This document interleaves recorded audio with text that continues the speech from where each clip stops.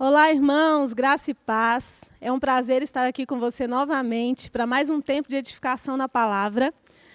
Você que está chegando aí, compartilhe essa live para o máximo de pessoas que você puder, para os seus amigos, envie para o máximo de pessoas que possam receber essa mensagem. E se você ainda não é inscrito no nosso canal, Verbo da Vida Belo Horizonte, se inscreva no nosso canal e ative as notificações para que você possa ter sempre um lembrete dos nossos vídeos. E siga também a gente nas redes sociais, no @verbobh, sempre um conteúdo para abençoar e edificar a sua vida. Bom, hoje eu quero falar um pouquinho com você acerca de algo que, na verdade, a gente sempre ouve muito falar. A gente sempre ouve, talvez você já tenha ouvido, em todas essas ministrações, falar sobre a necessidade de renovar a mente. E a gente ouve muito falar sobre isso, mas é muito importante a gente compreender quem nós somos e por que nós precisamos disso. Então, na verdade, o foco hoje nem é falar tanto sobre a renovação da mente, mas que a gente compreenda quem nós de fato somos, quem o ser humano é, para que você possa compreender a importância de renovarmos a mente. A primeira coisa que a gente precisa entender é que o ser humano é um ser que possui uma natureza tríplice, ou seja, ele é composto por 3 partes. Você já deve ter ouvido falar sobre isso também. Nós somos um espírito, temos uma alma e habitamos em um corpo. Então, como funcionam essas 3 partes do ser humano? O espírito é aquela parte que está conectada ao Espírito de Deus. É aquela parte que toma conhecimento de Deus, que se comunica diretamente com o Espírito de Deus. Já a nossa alma é aquela parte de nós onde estão concentrados o nosso intelecto, os nossos sentimentos. É aquela parte que interage com o espírito e também com o nosso corpo. E o corpo é a parte de nós que é feita para interagir com o mundo ao nosso redor. Porque o Senhor nos criou para estarmos na terra, para estarmos vivendo aqui. E tudo que Ele criou foi para que nós pudéssemos interagir com tudo isso. E nós não conseguiríamos fazer isso se nós não tivéssemos um corpo. Então, é por isso que nós temos um corpo, para que a gente possa interagir, não somente com o ambiente, mas também uns com os outros. O que é importante a gente saber sobre isso, sobre essas nossas partes, né, sobre essa nossa natureza tríplice, é que quando nós nascemos de novo, ou seja, quando nós recebemos a Cristo como Senhor das nossas vidas, o nosso espírito foi recriado. Foi criado um novo espírito em nós, para que nós tivéssemos agora a nossa comunhão restaurada, a nossa comunhão plena restaurada com o Espírito de Deus. Então, no novo nascimento, naquele momento em que a pessoa diz que crê no sacrifício de Jesus, que o aceita como Senhor e Salvador da sua vida, nesse exato momento, quando você crê com o coração e fala com a sua boca, você tem o seu espírito recriado. Nós vamos ler um texto aqui que fala sobre esse aspecto da recriação do espírito. Então, o seu espírito, a partir de agora, está pronto. Ele está perfeito, ele não precisa de nenhuma transformação. Ele já foi transformado através do novo nascimento. Mas nós temos uma outra parte também, que é o nosso corpo, que só vai ser transformado na volta de Cristo, quando o nosso corpo for glorificado, ou seja, quando o nosso corpo já não for mais sujeito a todas vamos dizer assim, as intempéries desse mundo. Quando o nosso corpo for um corpo perfeito, isso só vai acontecer quando Cristo voltar. Mas nesse meio tempo, enquanto nós aguardamos a volta de Cristo, nós temos que cuidar da nossa alma. E aí que entra a renovação da mente, porque a nossa alma ela está sendo salva. É um processo, não é algo que acontece de imediato. Assim como também, né, com o corpo não acontece de imediato, porque quando você nasce de novo, o seu corpo não tem modificação nenhuma. Você continua do mesmo jeito que você está. Você não engorda, você não emagrece, então não acontece nenhuma transformação no corpo. Na alma também não vai ser imediato. É necessário um processo, um tempo, que a gente fala que a gente precisa renovar a mente, ou seja, é um processo de santificação, que a gente vai se transformar a imagem e semelhança de Cristo, que é o nosso maior exemplo. Então, diante disso, a nossa alma passa por esse processo durante a nossa caminhada inteira, até a volta de Cristo, até que a gente esteja perfeitos para sermos, né? Quando nós estivermos com Cristo, nós seremos perfeitos. Na volta de Cristo, né? Que eu quero dizer. Então, o que a gente precisa compreender é que do que nós somos feitos, então? Nós somos feitos espírito, alma e corpo. E quando a gente fala do coração, a gente está falando exatamente de quê? Por quê? A alma, a gente viu que ela é onde estão os nossos sentimentos, o nosso intelecto, o nosso raciocínio. O espírito que se conecta a Deus. Mas perceba que, quando a palavra fala do coração, em várias ocasiões, e essa palavra coração, ela é citada mais de 600 vezes nas Escrituras. Em alguns aspectos, ela está se referindo ao espírito, e em outros aspectos, ela está se referindo à alma. Acompanha comigo. Em Ezequiel 36, dos versículos 26 a 27, diz assim: darei a vocês um coração novo e porei um espírito novo em vocês. Tirarei de vocês o coração de pedra e lhes darei um coração de carne. Porei o meu espírito em vocês e os levarei a agirem segundo os meus decretos e a obedecerem fielmente às minhas leis. Então aqui o Senhor está falando sobre nos dar um novo coração, tirar o coração de pedra, colocar um coração de carne, ou seja, é no novo nascimento que isso acontece, quando o nosso espírito é recriado. Mas para que ele nos leve a cumprir os seus decretos, cumprir as suas leis, é necessária a colaboração da nossa alma, que faz parte do nosso coração. Eu vou ler aqui para vocês um outro versículo. Antes de ler esse versículo, eu quero falar algo para vocês, em relação a essa questão da alma e do espírito. Antes de nós nos convertermos, perceba que a nossa alma e espírito, eles estavam unidos, mas orientados para o pecado, porque o nosso espírito não era recriado. Então, tanto alma como espírito, e aí é importante colocar que alma e espírito, eles não são separáveis. A gente fala dessa maneira, né, didática, espírito, alma e corpo, para que a gente compreenda essa natureza tríplice. Mas, de fato, alma e espírito, você não consegue separar naturalmente. Você não consegue olhar para uma pessoa e ver a alma e o espírito dela. Você vê o corpo, naturalmente falando. A única coisa que pode separar alma e espírito é a palavra de Deus.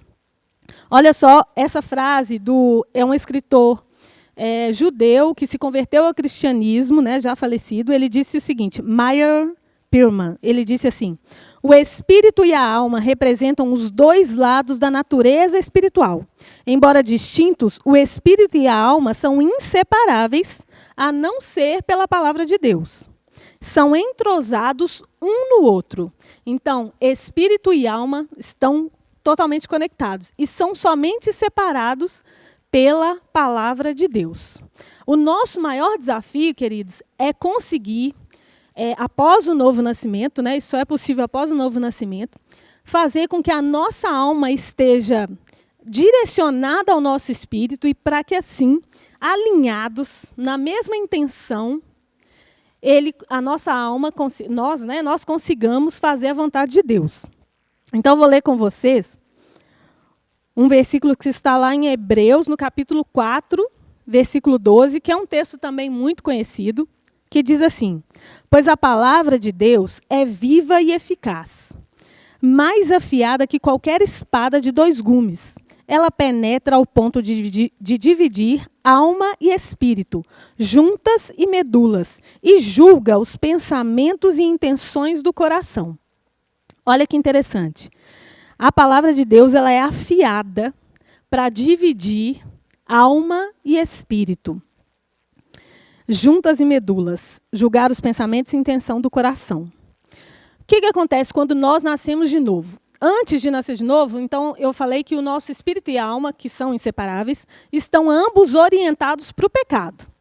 Quando nós nascemos de novo, a palavra, o que a palavra faz? Ela divide alma e espírito, porque agora o nosso espírito está orientado para Deus, mas a nossa alma ainda está muito acostumada com o pecado. Então, alma e espírito vão ficar em conflito.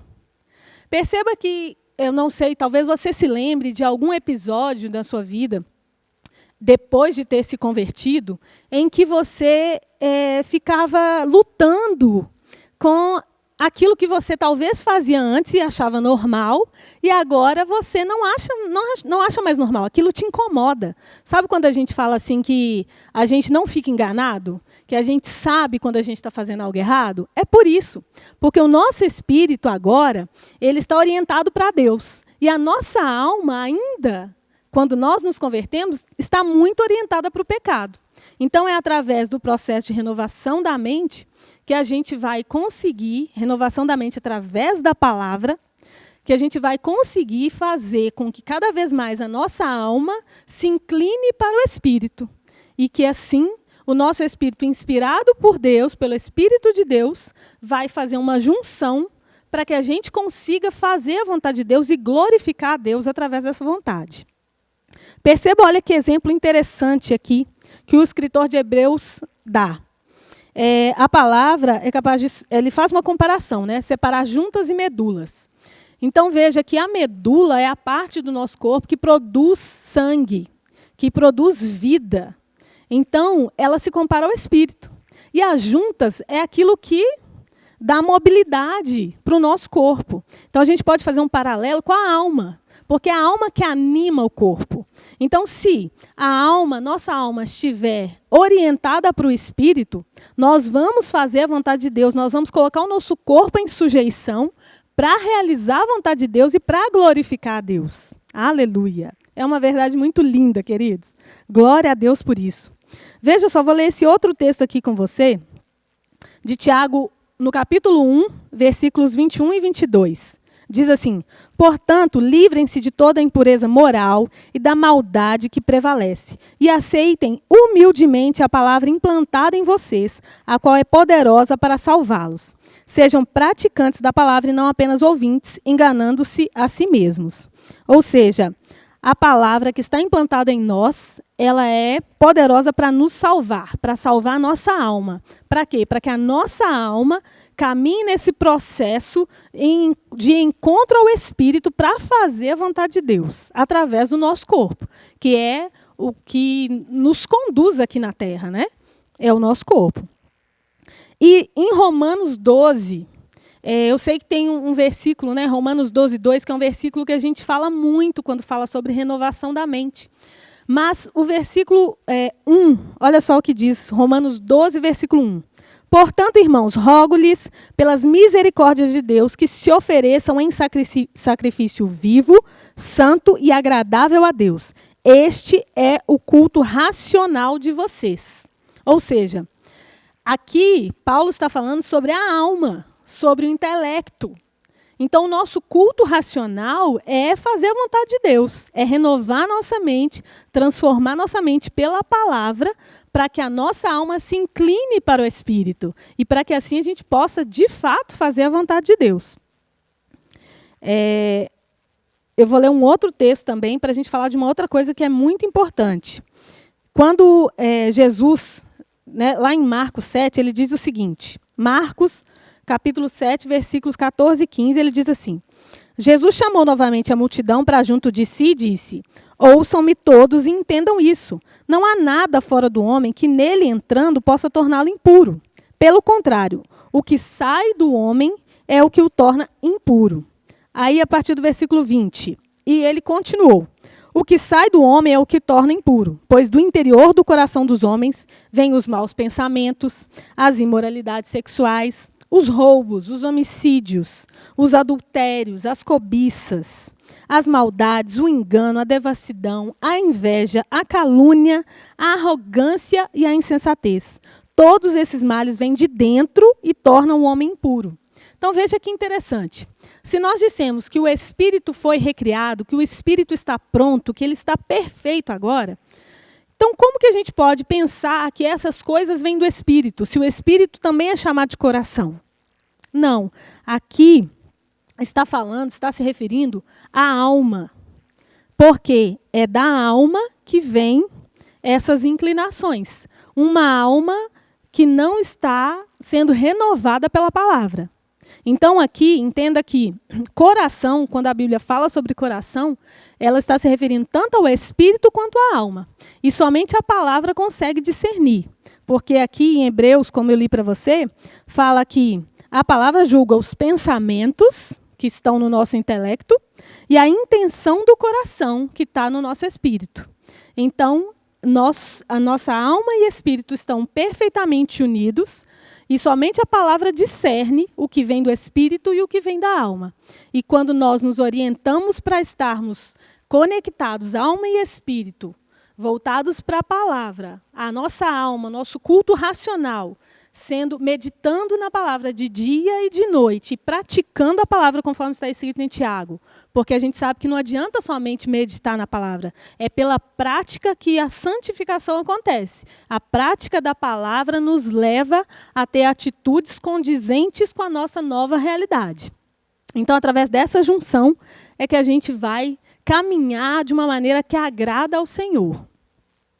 E aí é interessante, um detalhe assim, que eu acho muito importante quando a gente fala de renovar a mente, é que a gente em Cristo, nós temos tudo já está disponível, mas existe uma ponte que a gente precisa caminhar por ela, para que essas coisas se tornem reais na nossa vida. E isso só vai acontecer através da renovação da mente. Por quê? Porque quando você... perceba que a gente anda, né? A gente vive no natural, a gente está no mundo, a gente tem um corpo e a gente interage com o natural, mas quando a gente renova a nossa mente, a gente anda no sobrenatural. A gente não despreza o natural, mas a gente consegue andar acima do natural. E quando a gente faz isso, a gente atinge aquele ponto em que a gente renovou a mente naquele aspecto, e isso a gente tem que fazer diariamente, porque em várias coisas, em várias situações, a gente vai ter que agir de acordo com a palavra. Então, a gente tem várias oportunidades para fazer isso. E, para finalizar essa mensagem, eu queria ler com você o texto que está em Provérbios, no capítulo 4, versículos 20 a 23, que diz assim: Meu filho, escute o que eu lhe digo. Preste atenção às minhas palavras. Nunca as perca de vista. Guarde-as no fundo do seu coração, pois são vida para quem as encontra e saúde para todo o seu ser. Acima de tudo, guarde o seu coração, pois dele depende toda a sua vida. Queridos, o coração é a própria representação de quem é uma pessoa, de quem é o ser humano. O seu coração é quem você é. Então, você precisa cuidar do seu coração, você precisa cuidar de você mesmo, você precisa ter cuidado com o que você ouve, com o que você tem deixado entrar no seu coração. Porque daquilo que você se alimenta, é aquilo que vai sair para fora nos momentos que você interage com o mundo ou com as pessoas. Então, nós precisamos cuidar do nosso coração, guardar o nosso coração em Cristo Jesus. Então, valorize-se segundo a palavra. Cresça, caminhe, desfrute do conhecimento da palavra e guarde-se no Senhor, porque a sua vida valeu a morte de um justo. Espero que você tenha sido edificado. Se tiver sido, compartilhe essa mensagem e seja abençoado na prática da palavra.